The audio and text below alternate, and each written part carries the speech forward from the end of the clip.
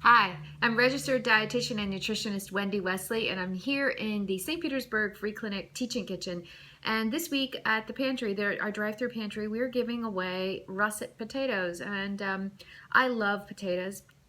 Personally, I think that potatoes have gotten a pretty bad reputation in our country because we tend to eat them deep fried, covered in salt and ketchup, and we tend to eat them in big volume when we eat them like that. But the humble potato, especially if you eat the skin, is a very, very nutritious food, high in potassium, high in calcium. And if you eat the skins, which I always recommend that you do, you're going to get a lot of great fiber into your diet, which we all need. More fiber, lots of fiber. Fiber at every meal is what I recommend. So I thought, what can I do with a russet potato that it uses just a very, very few ingredients and is super tasty and where you can leave the skin on? And I remembered Hasselback potatoes.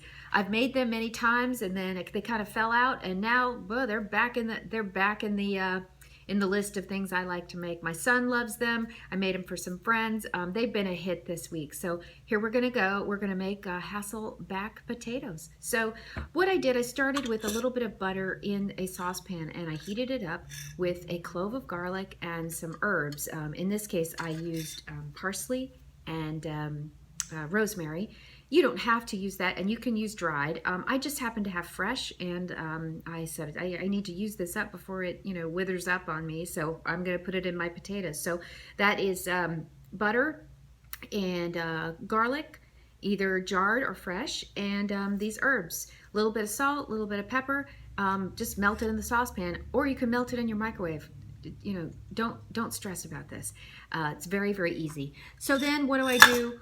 What do I always do? I sharpen knives, especially when I'm cutting something like a potato, which is a pretty low moisture food. And so when I'm cutting a potato, I really have to have a very, very sharp knife so I don't make a mistake.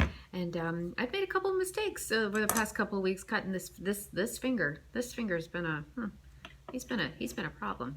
So I'm going to sharpen my knife and make sure I have a nice sharp edge to do my work. And I'm going to show you how to prepare the potato for baking in the style that is Hasselback. And a friend of mine said this is a recipe from Sweden, from a hotel in Sweden, and which I appreciate her telling me all about that. So let's see, sharpening the knife, getting a good edge. What I'm doing is I'm honing my blade and making sure that it's nice and sharp for the work that I need to do. So the idea about the potato is that you're gonna cut all the way through, but okay, you're not gonna cut all the way through. You're just gonna cut almost all the way through. I'd say 90% of the way through, 95% of the way through, so that the bottom still remains intact. And what we're going to have is kind of a potato that almost kind of resembles an accordion. So here's the finished product, and you can kind of see how the potato is kind of an accordion. And when it bakes, it'll open up even more as that water leaves the potato. So I've learned one thing, that I cut myself less often when I wear glasses. So here go the glasses. So with my sharp knife, I am cutting all my, well, I messed up. I cut all the way through. It's not the end of the world. Keep going.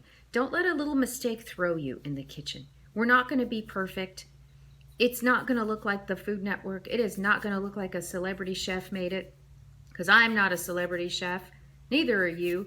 We are home cooks. Oops. And that's enough. Well, I just lost a slice. So I'm trying to make my slices as thin as possible, because the thinner the slices, the more of the butter they are going to trap. So here we go. Cut, cut, cut.